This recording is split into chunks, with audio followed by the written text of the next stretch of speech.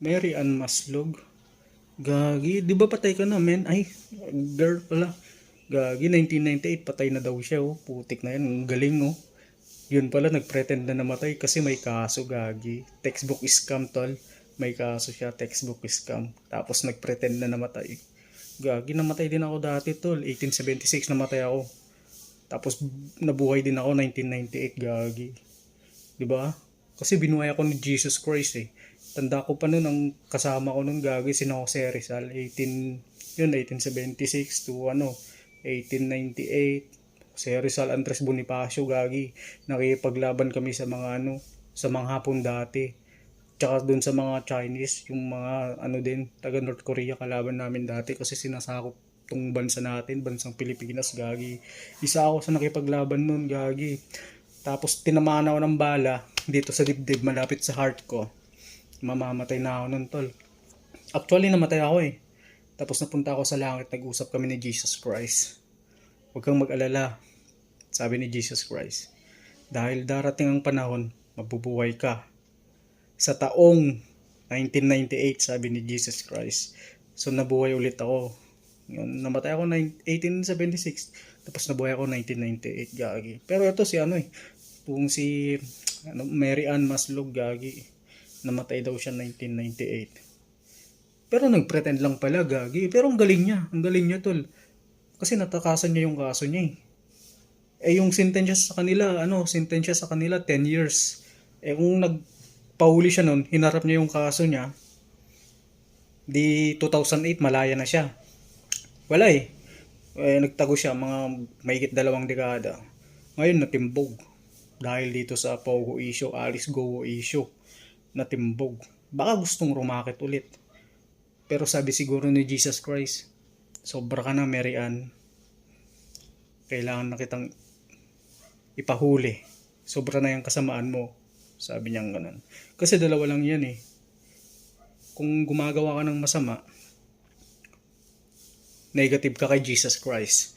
Pero pag gumagawa ka ng mabuti, positive yan, gaya pro blessings yan. Tulad sa akin, namatay ako 1876, di ba? Ang ginawa ko lang naman noon, nakipaglaban ako sa mga katipunero, ay dun sa mga sumasakop sa Pilipinas, gagi. Nakipaglaban ako dun. Good yun kay Jesus Christ. So nabaril ako, namatay ako. Sabi ni Jesus Christ, bubuhayin ulit kita sa taong 1998. Yun yung maganda. So yung soul ko, tol, yung soul ko, yung kaluluwa ko, pinagpahinga muna ni Jesus Christ. So 1998 yun, binalik niya, nabuhay ako. Sa katauang ulit na to, sa mukhang ulit. Sa ganitong mukha ulit, gagi oh. Oh. 'Di ba? Kita mo yung difference namin kay dun dito kay Mary Ann. Pero siya nagpretend lang pala, gagi. Dapat natuluyan na lang siya eh. Inang yan, dapat natuluyan na lang siya, tol, gagi. Ngayon matutuluyan yan. Kulong yan, gagi. Dapat life imprisonment yan.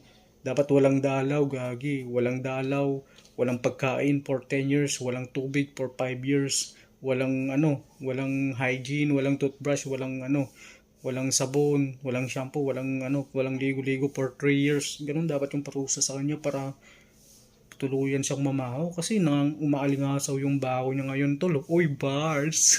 'Di ba? Bars back, man. Bars back. Mary Ann, gagi. Actually, tol, nanood ako ng Senate hearing kagabi. Nag-init yung ulo ko dito nung makita ko to, Mary Ann. Putik na yan, oh. Kaya nag-init din ulo ng mga netizen tsaka si General Bato.